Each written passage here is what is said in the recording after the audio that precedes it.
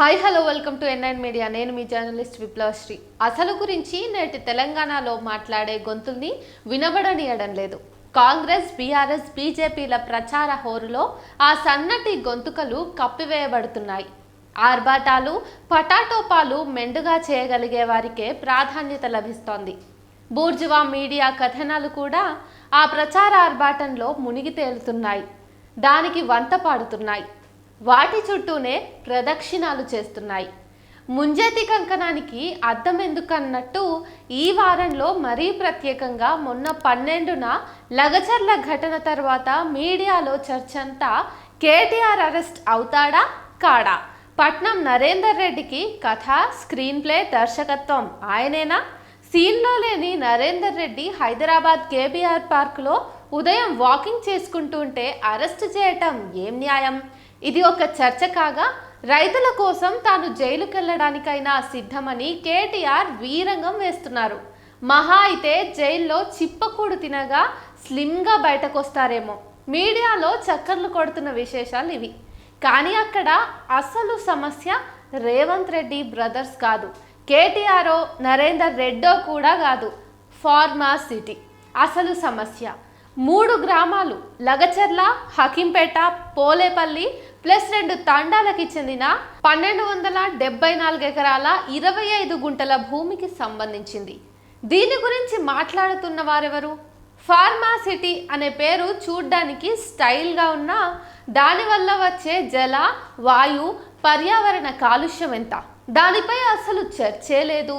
ఈ అసలు సమస్యలు ప్రధాన మీడియాలో కనబడవు, వినబడవు. ఈ మీడియా మాయాజాలం ఎంతుందంటే లగచర్ల ఫేమస్ అయినంతగా ఆ ఒక్క గ్రామంలోనే 560 ఎకరాలు ప్రభుత్వ సేకరణ చట్టాలో ఉందనే విషయం రోజు పత్రికలు చదివే వారికి సైతం తెలియని విషయం. ఉమ్మడి రంగారెడ్డి జిల్లాలో భూములకు రెక్కలొచ్చి ఆకాశంలో ఎగరబట్టి చాలా కాలం అయింది.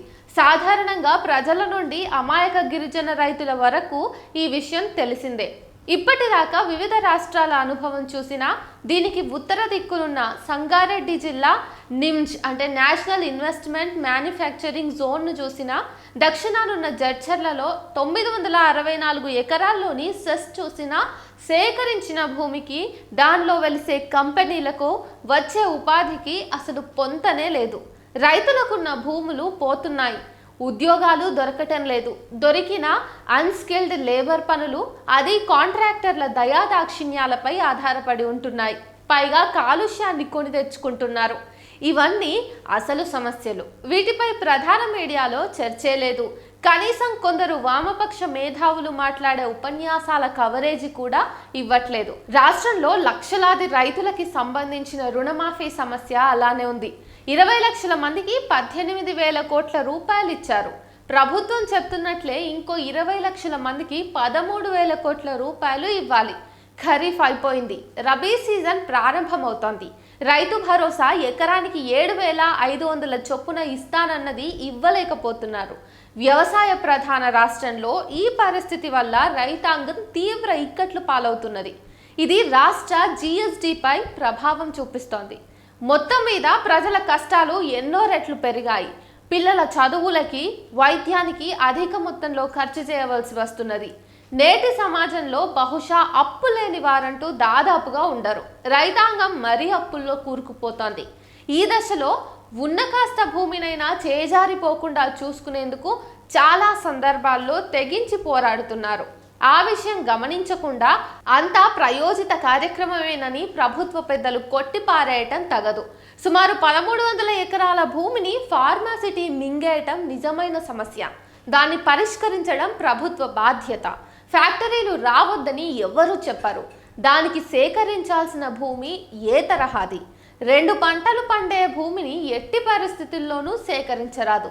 2013 భూసేకరణ చట్టం ప్రకారం నష్టపరిహారం చెల్లించాలి వంటి విషయాలపై రైతులను ఒప్పించుకుని ముందుకు సాగటమే ఉత్తమ మార్గం. అదే సమయాల్లో ఫార్మా కర్మాగారాల వల్ల ఏర్పడే జల, వాయు కాలుష్యాలు ప్రజలు జీవించే హక్కులకే గొడ్డలి పెట్టు. దీనికి పరిష్కారం ఏమిటో ప్రభుత్వమే చెప్పాలి. వికారాబాద్ జిల్లాలో ఫార్మాసిటీ ఏర్పాటుకు సంబంధించిన పై అంశాలన్నీ పరిగణలోకి తీసుకునే రేవంత్ సర్కార్ ముందుకు సాగాలి. చివరగా ఒక్క విషయాన్ని గుర్తించాలి. అసలు సమస్యలు ప్రజల జీవితాలతో పెనవేసుకున్నవి. ఏరు దాటారు కాబట్టి వాటి గురించి ప్రభుత్వ పెద్దలు మాట్లాడకపోవటం అన్యాయం. దాన్ని మీడియాలో ఎక్స్పోజ్ చేయకపోవటం అనైతికం.